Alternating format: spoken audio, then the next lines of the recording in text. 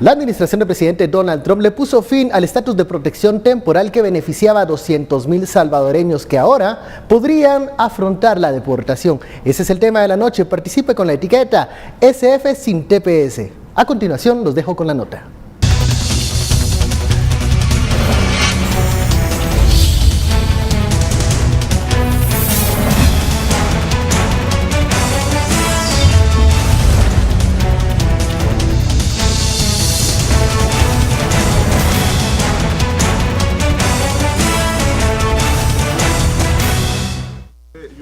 El TPS para los salvadoreños había sido adoptado por Estados Unidos después del terremoto de 2001, pero la decisión de la Secretaría de Seguridad Interna considera que están dadas las condiciones para que El Salvador reciba de vuelta a estas personas.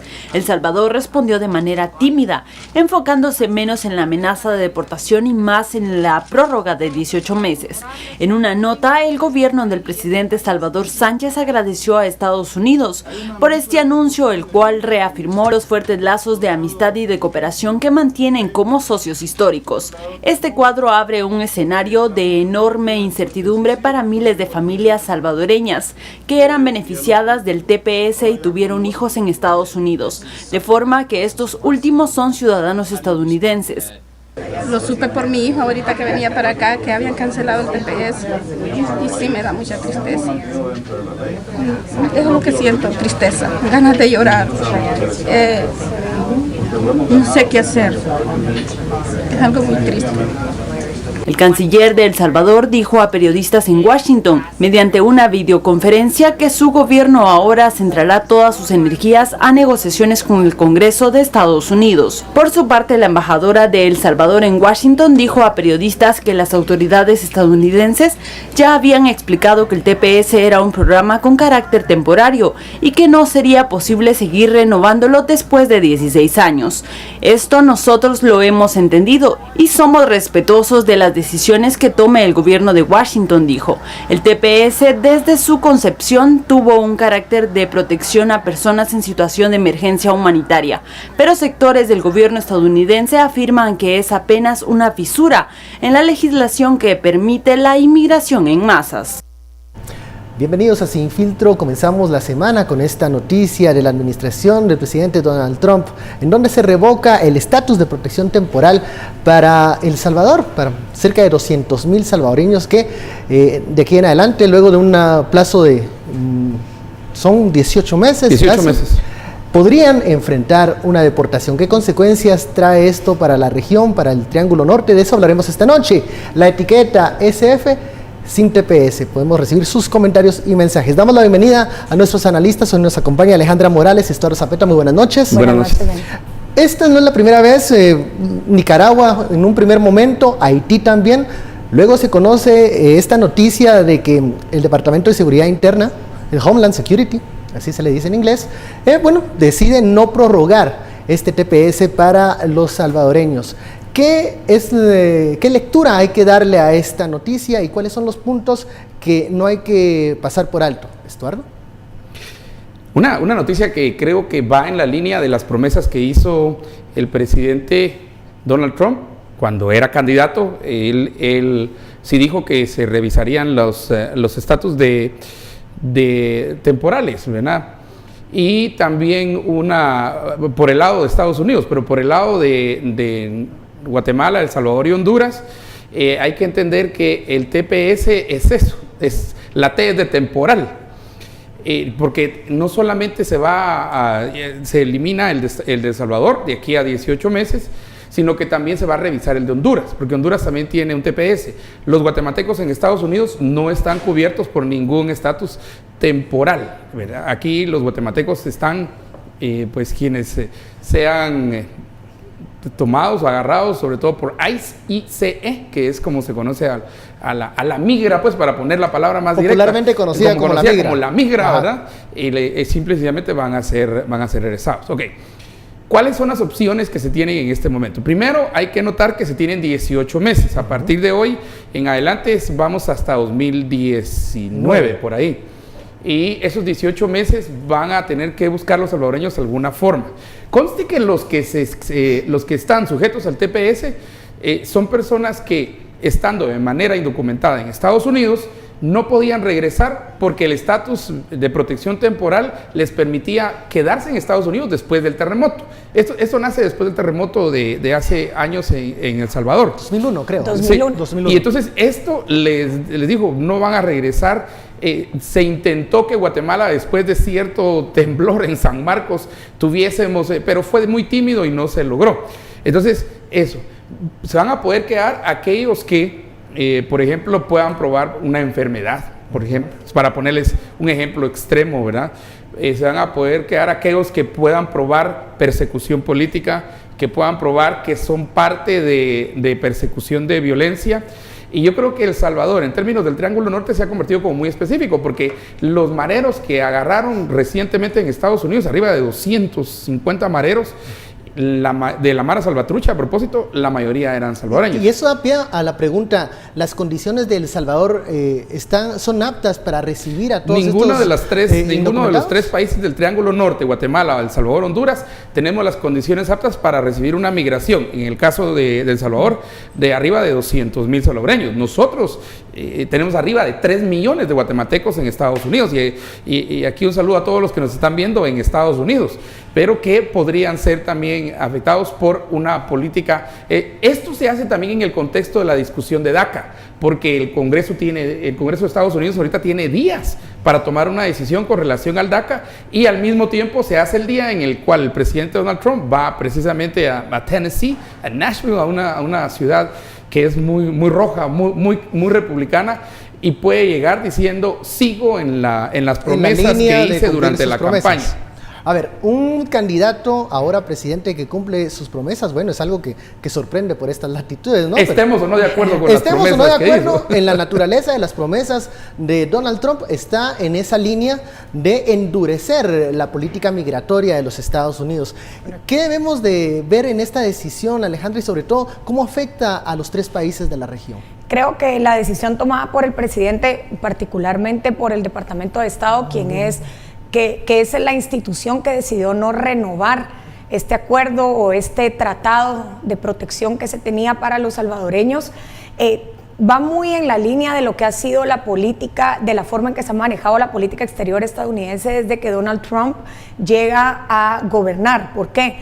Porque, y esto lo dijo desde su época de campaña, sus políticas están primordialmente dirigidas, direccionadas a proteger a los estadounidenses. Es decir, la prioridad de Donald Trump y del gobierno de Donald Trump es Estados Unidos, no los demás países. En realidad, creo que mucho de lo que podemos observar el día de hoy va en esta misma línea de pensamiento de protección al estadounidense y de cómo recuperar, que creo que es un discurso que se vendió muy bien entre los simpatizantes del republicano Donald Trump, cómo recuperar esos valores tradicionales estadounidenses, norteamericanos, que habían hecho en realidad de Estados Unidos una gran nación, y que es lo que se pretende recuperar el día de hoy. Una de las vías que se está utilizando es tratar de recuperar esos espacios que en algunos ámbitos han sido tomados por inmigrantes, al menos esta es la lectura que algunos dan, y que podrían estar siendo ocupados por estadounidenses. ¿Cuál es el conflicto en el que entramos cuando utilizamos este tipo de argumento? Como punto primero, mucha de la economía de los países del Triángulo Norte, y para traer tal vez un poco de datos y ver específicamente al caso guatemalteco, depende de las remesas y del trabajo que se efectúa fuera de nuestros propios países. Solo para el caso de Guatemala, las remesas tuvieron un incremento, según información del Banco de Guatemala publicada el día de hoy, del 14% en comparación con 2016.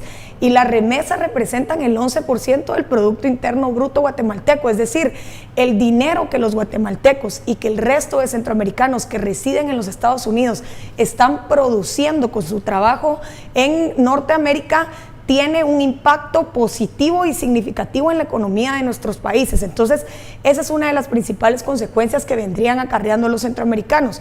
En un segundo lugar, y que creo que es sumamente importante también, como ya lo destacaba Estuardo, los países del Triángulo Norte no están aún preparados para recibir a los inmigrantes que están viviendo y trabajando en los Estados Unidos por distintas condiciones. El TPS se da en el marco o se aplica a las distintas naciones seleccionadas por el Departamento de Estado cuando se considera que el país ha atravesado ya sea una crisis que tiene que ver con un conflicto por desastres naturales también u otras circunstancias extraordinarias. En estas condiciones se aplica, digamos, este tratado de protección.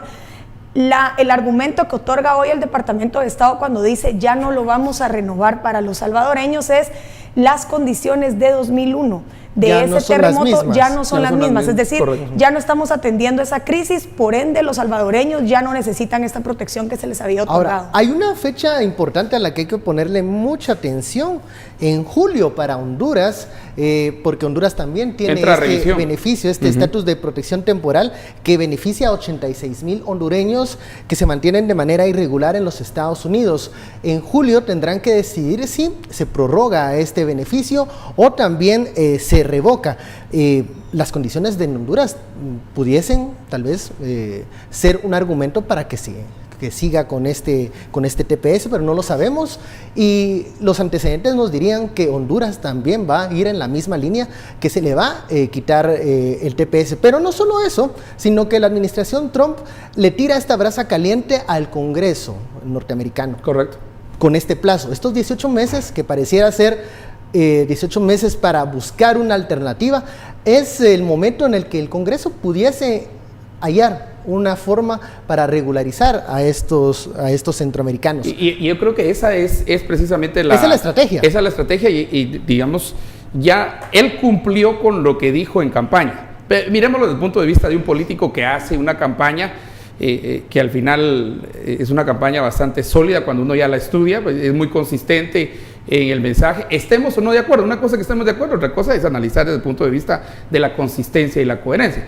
Las acciones ya en la presidencia han sido coherentes con lo que dijo durante la campaña. ¿Esté uno de acuerdo o no? Estemos de acuerdo o no estemos de acuerdo, ese no es el punto. El punto es que ha hecho lo que dijo, y lo que dijo pasa por Congreso. Ahí es donde vamos a encontrar nosotros también un reto fundamental, que por eso yo mencioné DACA, porque DACA ahorita ya para estos días empieza a cerrarse de tiempo. Y recordemos que DACA y ahora ya salieron más DACAs, ¿verdad? DACAs fue el programa que surgió con los niños migrantes que no estaban acompañados, que llegaban a Estados Unidos. Llegó principalmente guatemaltecos, llegó una ola tal y un número tal de niños no acompañados a Estados Unidos que se hacía, pues básicamente se jugó con la idea misma que tenía el tema de migración de los cubanos, que una vez ya en Estados Unidos, entonces casi que mejor miremos para otro lado, hagámonos los locos. Pero lo único que hicieron fue posponer al final una situación que va a tener que tomar decisión el presidente, que ya la tomó en términos de TPS, pero el Congreso en términos de DACA y TPS, o sea que a Congreso de Estados Unidos se le está acumulando también. Y luego, esta es una consecuencia de no tener una política de migración. Y la política de migración del presidente ha sido muy clara, ¿verdad? Desde construir un muro, hay un vetting, o sea, un veto extremo para 11, 13 países al final en este momento, porque se ha extendido a muchos otros países. Por eso viajar a Estados Unidos ahora es como más complicado, porque las medidas extremas de seguridad que se aplican a 13 países ahora están casi para todos. Entonces, hay consistencia en lo que dijo en campaña y lo que está haciendo en presidencia. Esto pasa a Congreso tiene que tomar una decisión. Los países del Triángulo Norte, Guatemala, El Salvador y Honduras, no estamos preparados. Solo con que envíen 10% de los 3.1 millones de guatemaltecos en Estados Unidos, serían 300,000 guatemaltecos de regreso, ¿verdad? Y estaba viendo precisamente los números que hoy ya Banco de Guatemala durante el día publicó las remesas para el año 2017 al 31 de diciembre del año pasado, y superan la recaudación de la SAT. Las remesas superan la recaudación de la SAT, porque las remesas son casi 61,000 millones de quetzales. Son Lo único es que están invertidas en consumo, ahorros e inversión. Consumo, ahorros e inversión. Y yo en cierto momento preguntaría también a quienes, y sé que ven estos programas y presentan los informes desde el punto de vista de Estados Unidos. La regularización en realidad es bueno para el Triángulo Norte y es bueno para Estados Unidos. Y le voy a decir simple y sencillamente por qué. Porque un mojado, lo voy a decir como hablamos los guatemaltecos, un mojado en Estados Unidos, digamos que produce $100 en un mes. De esos $100 manda 25, 30 o hasta 40, en promedio manda 25. $75 de los que produce el mojado en Estados Unidos, ¿dónde se los gasta? En Estados Unidos. Y paga impuestos. Paga impuestos. Por lo menos va en esa línea de que lo que paga, lo que compra, lo que consume tiene un value added tax, un VAT. Al menos que se los llama, impuestos indirectos. Pues los indirectos se los paga. Entonces, es un ganar-ganar. Pero estas personas, como mirábamos a esta ciudadana salvadoreña, porque ella es todavía ciudadana salvadoreña, llorando porque es una situación bien complicada. Recordemos que aquí hay gente que tiene 20 años de estar en Estados Unidos. La incertidumbre en la que ya están en este momento no tienen ninguna relación ni cultural, ni gastronómica, ni idiomática, ni educativa, ni nada con El Salvador. Y que de repente, ¡fum!, lo saquen, que es el problema de los DACA también. Muchos DACA no hablan ni español para principiar. Vamos a la primera pausa de la noche. La etiqueta SF sin TPS. Hablaremos de las consecuencias para la región y también para los centroamericanos que en estos momentos están con la incertidumbre luego de conocerse la noticia de que ya no hay TPS para El Salvador. Volvemos luego de la pausa.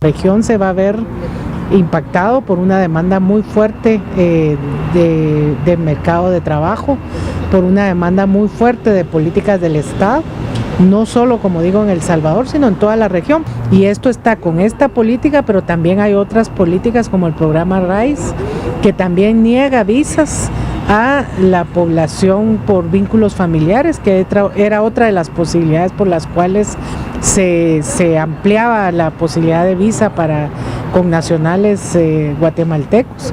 Ya se ha dicho que la migración que se quiere a Estados Unidos es una migración calificada. Eso implica altos niveles de educación, niveles de inglés y por supuesto que las personas que migran de nuestro país y de los países centroamericanos son poblaciones que no llenan ni siquiera el 6º grado de primaria.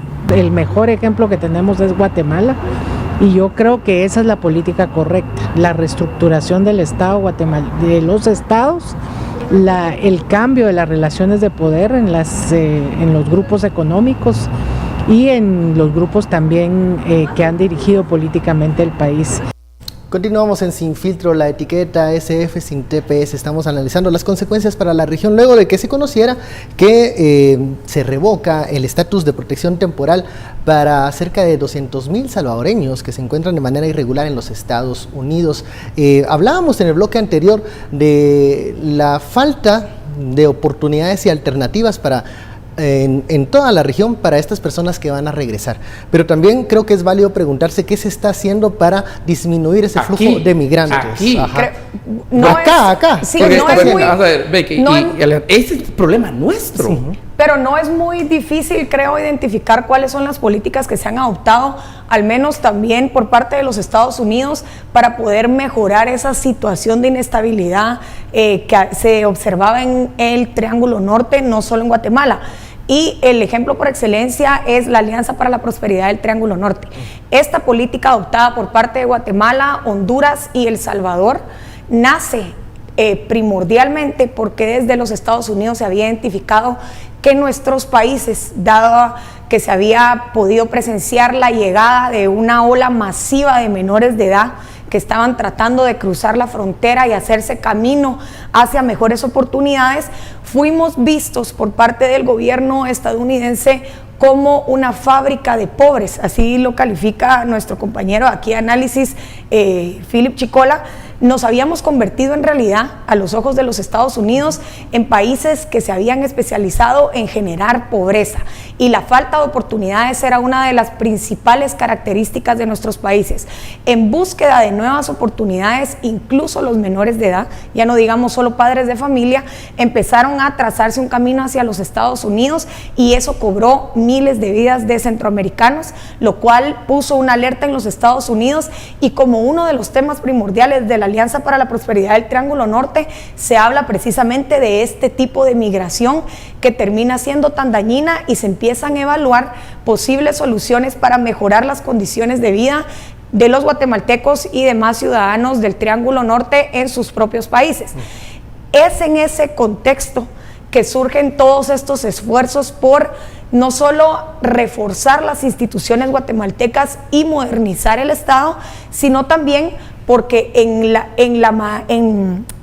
la forma en que se vayan mejorando estas condiciones, en la forma en que se vayan fortaleciendo las instituciones, vayamos recuperando esa certeza jurídica de que tanto hablamos, se puedan ir generando nuevas oportunidades para los guatemaltecos y el guatemalteco no se vea obligado a salir de su país para poder salir adelante. Un poco de eso son algunos de los planteamientos establecidos en el Plan Alianza para la Prosperidad, entre muchos otros puntos, digamos el combate a la corrupción, que está también íntimamente ligado a cómo las oportunidades cada vez son más limitadas si hay más corrupción en un país, y el combate al narcotráfico también, que está íntimamente ligado a los actos de corrupción. ¿Qué ocurre en este momento? Y que creo que es también, hay que evaluar un poco el argumento que utiliza Homeland Security cuando decide ya no darle esta protección a los salvadoreños. Dicen, no solo estamos hablando que este tratado, este acuerdo, se estableció en 2001 para condiciones totalmente distintas a las que observamos en 2018, sino que también es importante notar que esto es una protección temporal y se ha ido aplazando y aplazando 6 meses, 6 meses, 6 meses, y lo que dicen los gobernantes de los Estados Unidos es, esto es algo que no se puede mantener, es decir, no, esta gente no puede vivir en el limbo, una de dos, o en los meses que les quedan aclaran su situación, definen su situación legal en los Estados Unidos, o tienen que salir del país. Esas son las opciones que ellos dan. Unas opciones que se tienen que debatir y solucionar también en el organismo legislativo estadounidense.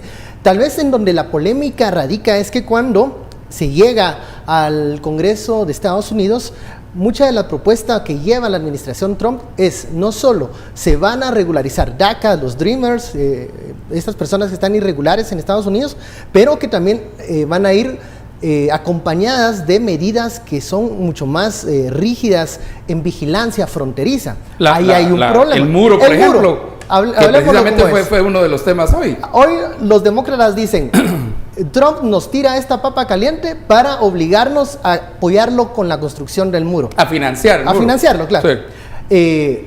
Ese es el dilema en el que se encuentra en este momento. Bueno, que el presidente había ofrecido mano de obra barata. Recordemos eso. Los congresistas estadounidenses están en ese Jimmy Morales, de Guatemala. Sí, en una broma en el de mal gusto con New York Times. Muy mal gusto. Pero ¿qué va a pasar con ese dilema, Estuardo, de los congresistas? Antes de responder tu pregunta, hay una cantidad de preguntas aquí que es muy interesante y aseveraciones. Varios de los tuiteros dicen temporal es temporal, y es correcto. Y Alejandra, ese es el argumento principal de Homeland Security. Así es. Y del Departamento de Estado. Miren, esto fue temporal, pues esto fue en el 2000, ¿verdad? Primero por el terremoto, en el 2001, y por las condiciones que tuvieron tanto El Salvador como Honduras. Porque, ojo, también entra revisión Honduras. Conste, otra vez, de los 3 países, solo Guatemala no tiene TPS, pero nosotros somos el buffer. Nosotros aquí es donde al final podríamos terminar también con miles de salvadoreños y miles de hondureños. Así como México termina con miles de guatemaltecos, la realidad es que nosotros también podríamos terminar con miles de salvadoreños y miles de hondureños aquí. Y eso no tiene que ver con nacionalismo. De hecho, una de las razones por las cuales eso del Triángulo Norte es un invento de Estados Unidos, eso no lo hicimos nosotros, esa es una imposición de Estados Unidos. Así lo ven ellos. Así lo ven ellos. Ellos no ven Guatemala, Honduras, no El ven Salvador, las diferencias ni nada de eso. Pero segundo, ¿por qué nos interesa eso? Vaya si no nos interesa. Mire, con 3.1 millones de guatemaltecos en Estados Unidos, vaya si no nos interesa. Con 8.192 millones de dólares, o sea, 8.2 millardos de dólares en remesas, vaya si no nos interesa. Con 46%, ya lo decía usted, de nuestras exportaciones, nuestro principal socio comercial hacia Estados Unidos, vaya si no nos interesa. Por supuesto que nos interesa. ¿Y qué nos interesa? Nos interesa ser aliado de Estados Unidos. Como diría un embajador que en cierto momento dio una conferencia no voy a decir en dónde, pero entre los militares, dijo, mi nombre es James Derham, decía él. Represento los intereses de Estados Unidos. Estados Unidos tiene aliados y tiene amigos. Agradecemos la amistad de Guatemala. O sea, más claro no podía ser, ahí pudo haber terminado, porque nosotros todavía somos medios nahuilones en la diplomacia, nosotros todavía somos, ay, la hermandad, ay, besos y abrazos, ay, no sé qué, esas son pajas. Miren, en diplomacia lo que hay son intereses. Y en el momento que no miremos nuestros intereses, 3.1 millones de guatemaltecos en Estados Unidos, 8.2 millones de remesas, 46% de nuestras exportaciones, nos perdimos. Y aquí un llamado a la gente de Relaciones Exteriores, pero también al presidente de tomar el liderazgo en esto. Si una de las razones por las cuales hay que buscar bien, elige bien tus aliados, y en este caso Estados Unidos es, no, nos guste o no nos guste, a veces los aliados nos eligen a nosotros. Entonces tenemos que entrarle duro a nuestra relación con Estados Unidos. Si nos lo piden a través de los 3 paisitos, nítido. Pero si lo podemos hacer y avanzar, y yo creo que aquí nos están presionando para que nosotros en Guatemala tomemos el liderazgo del Triángulo Norte. Podamos proponer algo, Alejandra. Ya que habla Estuardo de los intereses, y este es un tema que se ha estado tocando desde que se dio la noticia de que no se renovaría este beneficio para los salvadoreños, es precisamente cómo podría surgir alguna negociación entre Guatemala y los Estados Unidos para que los más de 3 millones de guatemaltecos que residen en Estados Unidos sean beneficiados también con esta protección. Y muchos dicen, puede utilizarse como una moneda de cambio el voto a favor que dio Guatemala con el tema de Jerusalén, muy de la mano de los Estados Unidos en la Asamblea de las Naciones Unidas. ¿Por qué hasta este momento Guatemala podría entrarlo a negociar? Esto es importante saberlo también. Si bien Honduras, El Salvador y Nicaragua cuentan con el beneficio del TPS, Guatemala nunca lo ha hecho. Es decir, Guatemala nunca ha sido beneficiada por parte de los Estados Unidos con esta protección. Lo ha solicitado, no se le han dado. Eso es una ventaja. Sí, por supuesto. Digamos, todavía el año pasado el presidente Jimmy Morales quiso y lo pidió aún en esta reunión que hubo para evaluar los avances del plan para la prosperidad del Triángulo Norte, se volvió a tocar el tema del TPS. En realidad, en ese momento los representantes del gobierno estadounidense fueron muy reservados y no entraron a discutir el tema del TPS, pero nunca ha sido aplicado para Guatemala. Lo que está por verse es si el habernos adherido a la decisión de los Estados Unidos con respecto a Jerusalén puede rendir de alguna manera frutos y verse reflejado en una decisión que podría tomar eventualmente el gobierno de Donald Trump de aplicar este beneficio a los más de 3 millones de guatemaltecos. Un trato más favorable tal vez para Guatemala. Hay que ver si tiene resultados. Sobre todo porque condiciones en el país para recibir, como ya lo decía Estuardo, ni siquiera el 10% de los inmigrantes, ni el 5% de inmigrantes que hay. Si no tenemos empleo para los que viven aquí, mucho menos para los que se fueron. Es decir, las condiciones en el país no están dadas para recibir más guatemaltecos. Vamos a una pausa, seguimos con este tema. Seguimos. El debate está muy bueno entre tuiteros. Con este tema, con la etiqueta SF sin TPS. Volvemos luego de la pausa.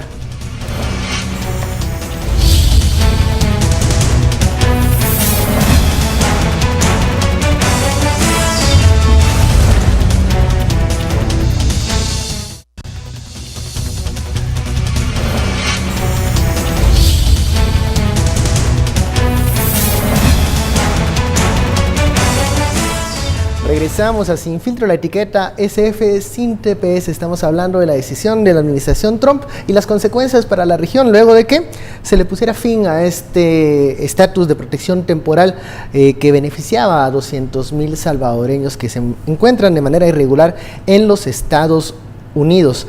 Algunas preguntas que llegan con la etiqueta SF sin TPS nos dicen: ¿qué va a pasar con aquellos salvadoreños irregulares que residen en ciudades santuario, en las famosas y conocidas ciudades santuario? ¿Corren peligro de ser deportados, Estuardo? En realidad todos. ¿Ya no están tan seguros en estas comunidades? No, y lo que hizo el presidente Trump fue básicamente presionar por el presupuesto para que no le llegara presupuesto a las ciudades santuario. Las ciudades santuario son un caso muy interesante porque son extralegales. No digo ilegales porque no lo son. Estados Unidos ha tenido de hecho toda la tradición anglosajona ha sido muy fuerte en términos de acoger, por ejemplo, a alguien de persecución política o persecución religiosa o persecución, digamos, ahora entran nuevos temas, por ejemplo, diversidad sexual. Alguien que sea perseguido en un país por ser gay o una mujer que sea por ser lesbiana también recibe cierta protección. De hecho, la lógica del TPS era precisamente la protección, por eso se llama estatus temporal de protección, la P es de protección, pero no creo, entonces se empezó, creo que recuerdo que el único que sí se le opuso fuerte al presidente Trump fue, obviamente, pero es obvio, ¿verdad? California es un estado azul, es un estado demócrata, fue Brown, el gobernador Brown. Sí, él se le opuso y le dijo que no le importaba y otros gobernadores le dijeron aunque esto significa menos recursos federales. Sí, menos recursos, pero digamos la ley es federal, los santuarios son muy locales, ¿verdad? Ahí tenés santuarios como Tucson, por ejemplo, ¿verdad? En la cual participan las iglesias, participan universidades, participan intelectuales y luego tenés ciudades también bastante grandes en santuario, Nueva York, por ejemplo, mismo, ¿verdad? O estados que se han autodenominado santuario, pero no creo. Están preguntando opciones. Una de las grandes opciones que tienen muchos salvadoreños y guatemaltecos también es Canadá. Es una opción que es en silencio por la cual muchos han optado. Y cada vez más y más optan por Canadá. De hecho, Canadá empieza a recibir ahí un cierto número de migración indocumentada, digámoslo. Yo no diría ilegal, porque en realidad migrar no es una ilegalidad no debería ser en ninguna parte del mundo. Pero digamos que no tengan los documentos para entrar a Canadá. Hay bastantes reportajes con relación a por cuáles lados pasan. Yo viví por varios años al norte de Nueva York, que es frontera ya con Canadá, y hay muchos pasos ahí, sí, es una frontera bastante porosa. Canadá es culturalmente bastante similar a Estados Unidos, o sea, no irían a nada diferente, excepto por el área de Quebecois, donde pues tendrían que entrar al área francesa, francófona sobre todo, pero el resto en realidad es anglófona. Y que eso es algo que pues el migrante ya vivió del lado de Estados Unidos, o sea, no se adaptó a eso. Hay ciertas normas y ciertas diferenciaciones, y Canadá pues con esto creo que sí es importante entender que la migración, y eso lo ha dicho los encargados de inmigración de Estados Unidos, la migración es un fenómeno que tiene dos opciones: la emigración, o sea, cuando se van, y la inmigración cuando vienen. Para Estados Unidos, por eso se llama la immigration, porque la gente está llegando a Estados Unidos. Entonces los oficiales de inmigración sí han sido claros que cada vez más y más la inmigración, que la gente que llegue a Estados Unidos tendrá que ser gente con bastante educación, ¿verdad? Con capacidad de aportar a esto y con una fuerza también para colaborar en el país. De hecho, el mismo Mark Zuckerberg de Facebook, cuando salió la eliminación del DACA, lanzó una carta muy furiosa, muy furiosa al presidente Donald Trump, donde le dijo que no podía ser, que de hecho el país se había alimentado de muchos migrantes, independientemente del grado académico, aún independientemente de la condición económica. Y de hecho llegan a Estados Unidos porque el ascenso social, la escalera social, la pueden hacer más rápido, la pueden subir más rápido a partir de, por ejemplo, el estudio, a partir de conocer técnicas, a partir de aprender una nueva cultura, con lo cual Estados Unidos los tendría que absorber y adoptar en cuanto ciudadanos y todo. Por eso es que la regularización en realidad es el mejor camino que tendríamos. Además, si quieren proteger el Triángulo Norte, hay que decirlo claramente: el Triángulo Norte no está preparado para recibir, yo decía 5, serían 150,000 guatemaltecos de regreso. Nos dice Carlos Arturo en este mensaje: Guatemala debe prepararse porque es posible que dentro de esta estrategia del Plan para la Prosperidad del país, o sea, Guatemala, sea el más beneficiado, y por ello muchos salvadoreños puedan en algún momento migrar a nuestro país. Correcto, pero conste que el plan para la prosperidad, las cantidades de dinero ya bajaron. No es el mismo plan que se tenía con el presidente Obama. Con Obama el plan de la prosperidad tenía cierta cantidad y sí le bajaron sustancialmente. Y todavía eso poco que quedó hay que repartirlo entre los 3 países y eso en 5 o 10 años, ¿verdad? Y además esa ayuda está también condicionada. Recordemos los distintos pronunciamientos por parte de gobernadores, senadores y congresistas de los Estados Unidos enviados el año pasado, en donde advertían al gobierno guatemalteco que de no cumplirse con el acuerdo establecido, con los acuerdos establecidos en el Plan Alianza para la Prosperidad del Triángulo Norte, sobre todo en materia de lucha en contra de la corrupción, se estaría reduciendo significativamente el apoyo que los Estados Unidos está brindando, y que en realidad, si vamos a hablar de este plan y si vamos a hablar de la CICIG particularmente, que es uno de los proyectos más importantes para poder ejecutar este plan, la mayor parte del financiamiento que se recibe en estos órganos es de los Estados Unidos. Entonces es un financiamiento que está verdaderamente condicionado y que va a depender mucho también de la forma en que Guatemala maneje su política exterior con los Estados Unidos y los demás países centroamericanos. ¿Va a ser suficiente esta ayuda económica que va a enviar Estados Unidos en este famoso plan para la prosperidad para impulsar ejes de desarrollo y disminuir la migración? Mira, no porque solo así se ha vendido, sí, no solo, por eso se llama plan para la prosperidad. Creo que solo hay que hacer la comparación entre lo que representa el 11% del PIB guatemalteco, que son las remesas, es decir, lo que están produciendo los guatemaltecos allá afuera en los Estados Unidos, en comparación con el financiamiento que está ofreciendo los Estados Unidos para tratar los problemas que ya tenemos aquí. Es una mínima parte, es decir, desistir o decidir dejar de recibir ese dinero por recibir un financiamiento que en realidad es mínimo, no tendría ninguna coherencia. Nos ayudan las remesas en este momento. Nos ayudan mucho más las remesas. remesas. No, es que esa es la realidad. Mira, aquí seamos realistas, disculpen, pero yo hice el cálculo de lo que vamos a recibir en ¿cómo se llama? En plan de la prosperidad. Y esto va para mi querido Master Huicho. Nosotros vamos a recibir en plan de la prosperidad lo que los mojados, y estoy hablando mojados chapines, mojados guatemaltecos, hacen en 10 días, lo que el PIB que los mojados producen en 10 días y medio, yo hice el cálculo, ¿ya? O sea, en 300, y todavía quedan 300 todavía, 55 días, ¿ya? Entonces, en 10 días, los mojados producen lo que viene para Guatemala en un año de plan de la prosperidad. Entonces no hay comparación, Alejandra, no hay comparación, o sea, es quitarle poquito a alguien un billete de 100 y darle un quetzal acá. No, 50 centavos. Nos pregunta Oscar Velázquez, nos envía un mensaje con la etiqueta SF sin TPS. ¿Creen que es posible que Donald Trump está haciendo esto para buscar beneficiar a sus ciudadanos con más empleos? Correcto. Sí, ese es el argumento. Esa es la idea de Donald Trump. Ahora, gran pregunta, y que muchos envían también a través de las redes sociales, ¿van a querer estos norteamericanos hacer el trabajo que los inmigrantes están haciendo en los Estados Unidos? No digamos los salvadoreños, el trabajo que hacen guatemaltecos, mexicanos, peruanos, todos los latinoamericanos. Muchos enfocados en lo agrícola, por ejemplo. Muchos enfocados en la agrícola, muchos enfocados tal vez en aquellos trabajos que los norteamericanos no han querido tomar y que lo llegan a hacer obteniendo una remuneración significativamente más grande de lo que podrían obtener cualquier día de su vida en los países de los cuales son originarios.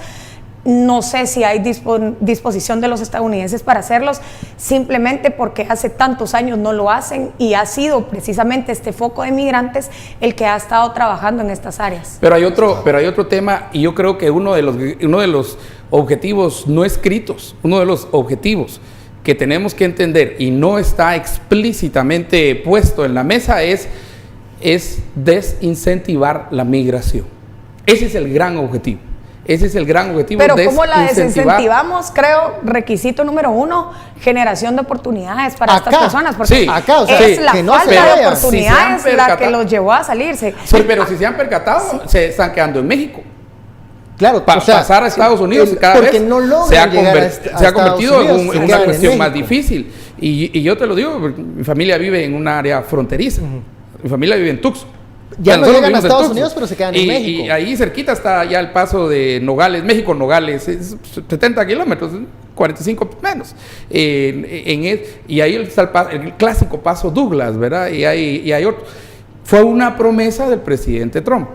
Entonces regreso otra vez a que en realidad, miren, la solución de esto no está ni en Estados Unidos, no está que termine el Congreso de Estados Unidos. La solución de esto está aquí en Guatemala, está aquí en El Salvador, está aquí en Honduras. Aquí es donde están las soluciones, precisamente en el incentivo. Ahora, ¿en qué nos puede apoyar Estados Unidos? Más que en darnos migajas con el plan de la prosperidad, yo creo que lo que podrían hacer es abrir más el mercado de Estados Unidos para nuestros productos. Podríamos establecer mejores relaciones comerciales, pero esas no se abren solas. Para eso tiene que ir un liderazgo muy fuerte del presidente, del Ministerio de Economía, del Ministerio de Finanzas, de empresarios, y los empresarios están haciendo todo esto, pero no. Y también a atraer gente que quiera venir. Al final somos parte del CAFTA y el NAFTA, somos parte de esa gran región, que en teoría de Wallerstein sería, nos quedamos pegados a un centro, sin ser centro nosotros, somos periferia, pero nos quedamos pegados a un centro, que nos guste o no nos guste, interdependemos de ese centro. Ahora es el reto de que el mensaje en Estados Unidos sea de abrir los mercados a los productos guatemaltecos en una administración en donde el dilema o el eslogan es el proteccionismo, es cerrarse, claro. Es muy difícil.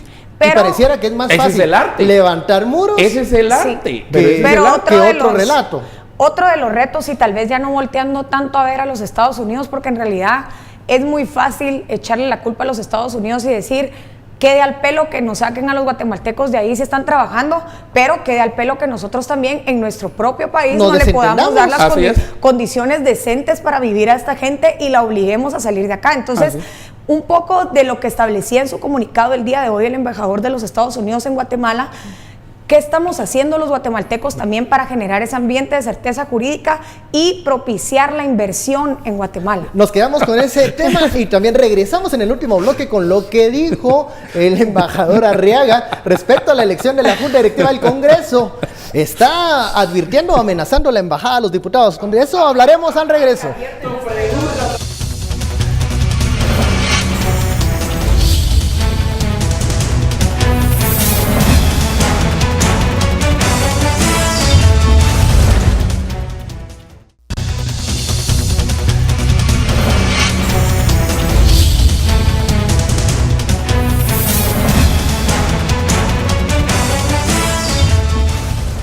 Regresamos a Sin Filtro, la etiqueta de la noche SF sin TPS. Bueno, hemos estado hablando en los bloques anteriores sobre las consecuencias de esta decisión de la administración Trump y nos quedábamos con una pregunta de Alejandra. ¿Qué estamos haciendo nosotros? ¿Qué estamos haciendo en esta cancha para evitar la salida de más connacionales de la región? Pareciera que es poco lo que se está haciendo porque vemos que el flujo de migrantes, si es menor ante los adelantos de la administración Trump de reforzar las fronteras, pero siguen los migrantes viajando. Vemos que las historias de éxito de los migrantes se llevan a cabo allá y no acá. Esa es la tristeza. En estos lugares no pueden llegar a tener esas historias de éxito. Bueno. Está bien. Sea exitoso, sea aquí o que Estados Unidos. Pero deberíamos de darle alternativas a los guatemaltecos, a los centroamericanos, para que acá tengan éxito. Y eso nos ha faltado. Eso no está pasando.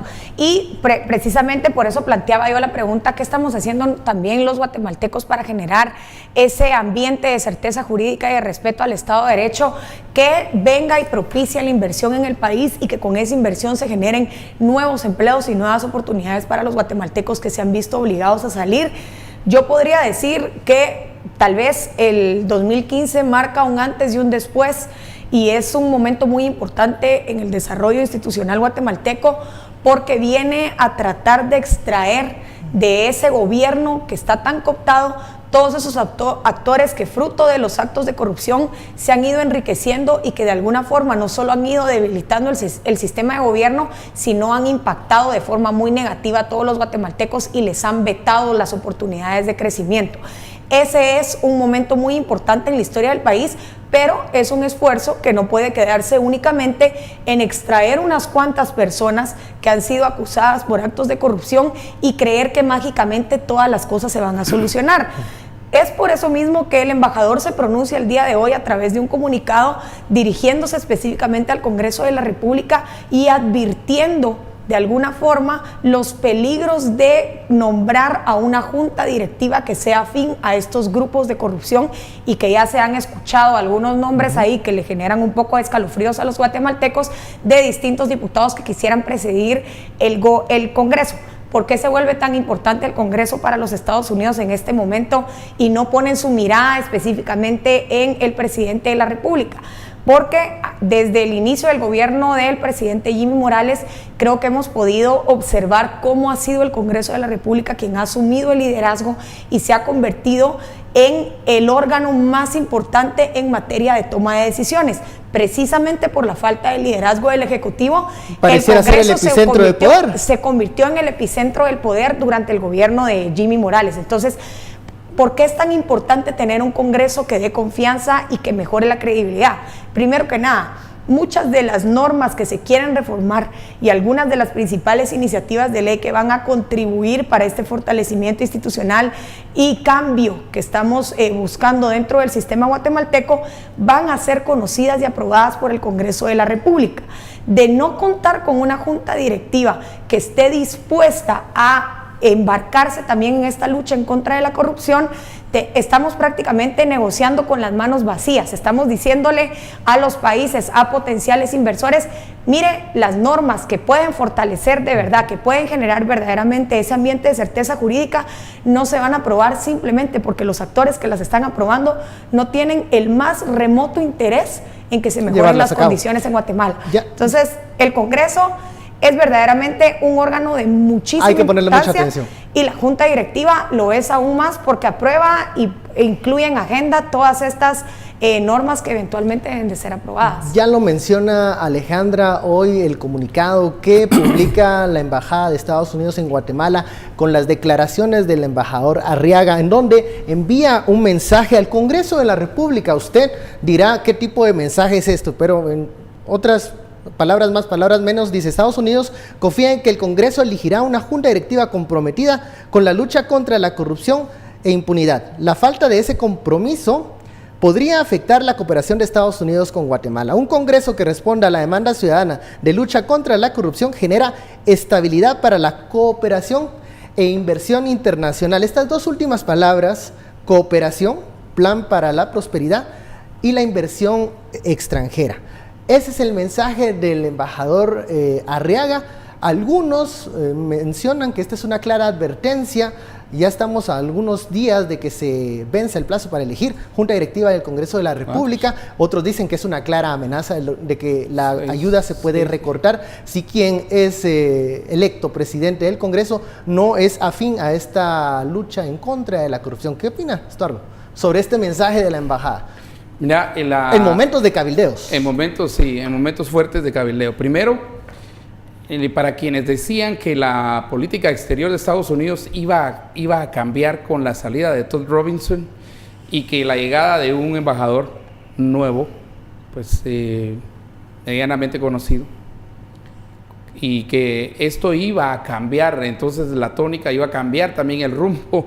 Se están dando cuenta que lo que dijimos aquí un año continuamente. A ver, en la pausa hablamos que las formas sí cambiaron, ¿verdad? Es que, pero sí, menos declaraciones, menos en diplomacia, la forma es estilo. El fondo es el que tenés que estudiar. El fondo sigue igual. Y viene muy claro. Miren, aquí el GPS está bien establecido. Así que para don Master Huicho, el GPS está claro, es governance, good governance, como dice la estrategia del Departamento de Estado. Era la P es de prosperity, y la tercera, que sería la consecuencia, sería security, seguridad. Entonces, GPS. Entonces, aquí le está entrando a la primera, porque sin la primera las otras dos no son posibles. Entonces, lo que te dice el comunicado es, miren, si seguimos con grupos que sigan cuchuchando, que sigan alcahueteando, que sigan manteniendo y que sigan dándole el caldo de cultivo a la corrupción, no vamos a tener good governance, no vamos a tener gobernanza. Y si no tenemos gobernanza, entonces toda la prosperidad posible será cortada, y si no tenemos prosperidad, entonces no habrá seguridad. Y yo creo que a todos los que quieren ser presidentes en el 2019, Ya la agenda de trabajo ya fue dada. No tienen que ir a buscar cosas nuevas a todos los que quieran ser candidatos, porque hay un montón de estúpidos ahí creyendo todos son presidentes. Te le juran a uno y le perjuran que ellos son presidentes, que tienen 1 millón aquí, 2 millones allá, que no sé qué, puras pajas, ¿verdad? Pero ellos son presidentes, o presidentas. No, miren, agenda. Y la agenda está establecida por los gringos. Y es, otra vez, gobernanza, a eso se refiere el comunicado. O sea, la lucha contra la corrupción. Primero tenés que limpiar para entonces poder establecer un proceso de gobernanza, que no es gobierno, es más que Pero eso. Estuardo, en este momento hay en la arena 3 candidaturas para la presidencia del Congreso. Óscar Chinchilla, Manuel Conde, que hoy, por cierto, estuvo envuelto en polémica. Roja. Lo estuvimos buscando para una entrevista, pero no nos la dio. Esperemos que tenga más apertura en los próximos días. Y también se ha hablado de Boris España. Pero, ¿quiénes son estas personas para la embajada estadounidense? ¿A quiénes se están tachando y a quiénes le está dando un espaldarazo, tal vez discreto, en estos momentos? Se le pregunta incluso en el Ejecutivo. Es un comunicado de reelección. Creo que es... Perdón, si no lo miras pro Chinchilla, estamos ciegos. Pero entonces, este comunicado del embajador es Chinchilla la única pro opción. Chinchilla. No, definitivamente hay más opciones. Y muchos han hablado de este frente que se formó también dentro del Congreso y se han preguntado por qué estas personas no se están postulando si en realidad se han presentado como aquellos grandes defensores de la lucha en contra de la corrupción dentro de un legislativo tan desgastado y tan dañado. La pregunta es muy sencilla, simplemente no pueden conseguir los votos que necesitan para llegar al poder. Y no los van a conseguir. Óscar Chinchilla quizás es una persona o una apuesta pues mucho más cómoda, porque en primer lugar las alianzas necesarias para llegar al poder ya sabemos que las tuvo y aún cuenta con algunas alianzas importantes para poder ser reelecto como presidente del Congreso de la República. Segundo, ha mantenido una línea de trabajo desde mi punto de vista bastante discreta y creo que muy complaciente con las distintas personas que se acercan. Y tercer punto, que también es importante, no es una cara visible del pacto de corruptos, entonces no genera ese gran malestar y probablemente la Embajada de los Estados Unidos se sienta más cómoda negociando temas de sigamos la tesis de Estuardo. Puede dormir ya. No es tesis. Ahí la tenés en la mano. Digamos de que el espaldarazo es para Chinchilla. ¿Puede ya Óscar Chinchilla hoy dormir tranquilo y tener la presidencia del 14? No, a eso me refería. Yo creo que se le puede caer la presidencia. Una hora antes de la toma de posesión de la nueva junta directiva, puede salir una junta directiva de consenso, como se llama generalmente. Él salió así. ¿Cómo fue él? Así fue la elección de Óscar Chinchilla. Él salió minutos antes de esto y llegamos al más aguado de todos. ¿Y quién es el más aguado? El que no huele ni hiede, el que no outsider, el que nadie conoce. Elijamos a este. Y entonces lo eligieron. Pero no sería alguien que venga del pacto de corruptos. No, yo creo por lo menos que no se mire, que mirá, esa era la gran tacha de Javier Hernández. Tiene que aparentarlo, Javier Hernández tenía todo para conseguir los votos para ser el presidente. Pero ahí sí, se hubieran volcado los guatemaltecos y a lo mejor les destruyen el Congreso si nombran a Javier Hernández presidente. Mirá cómo agarraron a Conde hoy. Sí. Y Conde que hoy tiene la tacha de ser, entre comillas, el candidato oficialista. El que tiene la bendición del presidente de la República. Y si esa fue la negociación o el pensamiento del presidente de la República, yo creo que estuvo muy mal pensado también. Es que para elegir un outsider hay que elegir un outsider limpio, pero Manuel Conde votó hasta por el pacto de corruptos, entonces lleva años además en el Congreso, tiene vínculos con el Ministerio de Agricultura. Hoy se publican algunas de las contrataciones que se han hecho familiares de Manuel Conde dentro del Ministerio de Agricultura. Entonces, ¿por qué irse una vez más por la figura sumamente desgastada y querer somatar la mesa diciendo es que aquí decidimos nosotros, no los que les gusta lo bueno? Lo mejor en ese es para decir, para leerlo en buen chapín, don Master Huicho, y usted nació aquí, entonces entiende bien español. Elijan al más aguado, al inoloro, al incoloro, al que ni funi. Menos al apestoso. Sí, menos al apestoso. Que no ejerza liderazgo, no hay líderes fuertes, no puede ser un líder fuerte. Conste que la lista Magnitsky puede ser utilizada. Ya se vienen estos días. Ojo, lista Magnitsky viene por ahí. Entonces, también, ¿a quién fue el primero que pusieron en la lista Magnitsky, a la exclusiva lista Magnitsky de Guatemala? A un diputado. De FCN. De FCN. Va. pues más claro no te lo pueden decir. Entonces, ¿por qué tardan tanto los cabildeos? ¿No entienden ese mensaje de los diputados? ¿O quieren buscar una opción que les pueda hacer un contrapeso a todo este Mira, grupo? el Ejecutivo, te lo voy a decir rápidamente, el Ejecutivo todavía sigue su lucha contra la CICIG. Y el Ejecutivo lo que busca en el Congreso es que llegue una junta directiva que sea anti-CICIG. Ese comunicado de Master Huicho es precisamente para lo que está diciendo. Bien claro es que llegue alguien que esté a favor de la CICIG. Y si no está a favor de la CICIG, por lo menos que no friegue. Creo que la lectura de Estuardo es la adecuada. El Ejecutivo todavía no quiere ceder. No y creo que a perder pesar esa de todo batalla. lo que ha ocurrido desde el día, Y es la bancada Mariscal desde Zavala la que aquel está- día en que el presidente de la República decidió declarar non grato a el comisionado Iván Velázquez, nos ha demostrado que está en toda la disposición de hacer lo que sea necesario para demostrar que él manda aquí. Pero en realidad...